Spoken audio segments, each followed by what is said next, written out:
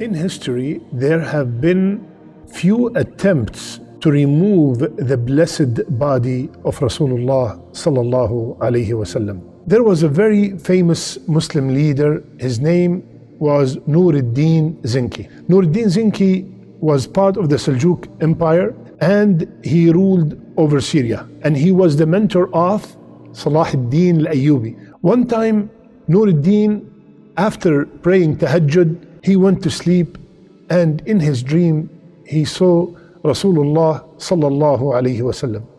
And Rasulullah sallallahu alayhi wasallam, in that dream, he pointed out two men with blonde hair, and he told Nur al-Din, which his first name is Mahmud, Ya Mahmud, save me from these two men.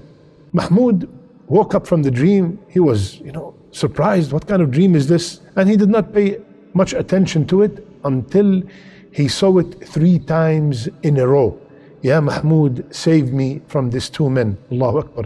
Jamaluddin al-Mawsili advised him to not to tell anyone and to immediately go to Medina. It said it took 16 days to arrive, and when he arrived there, the governor of Medina was surprised because he was not notified that he was coming. He inquired about the trip. Nur al-Din informed him why did he make this trip in the middle of the night and without any prior notice. So the governor asked the Sultan if he can recognize the two men he saw in the dream. He confirmed, yes, I can. So what they did is they announced all over Medina that the Sultan is here and he wants to provide a lot of food and gifts to everybody. So when this news spread in Medina, everybody started coming, and the whole idea was to see and find out if these two men were among the people coming and taking the gifts. So a lot of people came and they all get gifts and food, and they were not able to identify those two men. They were not among them. So when they finished, the Sultan asked the governor, are these the only people in Medina? That's it? There's nobody else? He said, there are two men that came from Morocco recently. They have been praying a lot and they have been giving a lot of money to the people. They're very kind, they're very generous. So he said, can we see them? When they walked in, immediately the Sultan Nur al-Din Zengi recognized that these are the same two men he saw in his dream. So after questioning them, the Sultan, seeing them in the dream, he knew that they are not telling the truth. So he went to their tent and looked, he did not find anything.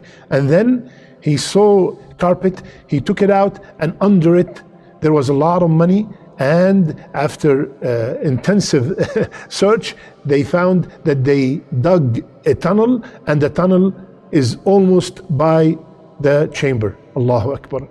They admitted to their mission, and they said, we are here to steal the body of Rasulullah sallallahu alaihi wasallam. And they were Christians, Moroccans, and they want to take it back to Rome.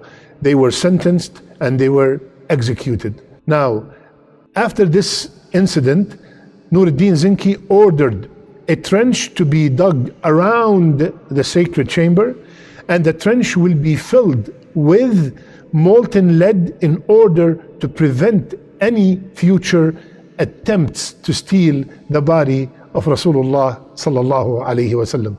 Allahu Akbar. There is a couple of lessons. Number one, Allah subhanahu wa ta'ala, He said in Surah Al-Ma'idah, Wallahu ya'asimuka minan nas. Ya Muhammad sallallahu alayhi wa sallam, Allah defend you, Allah protect you from nas, from mankind.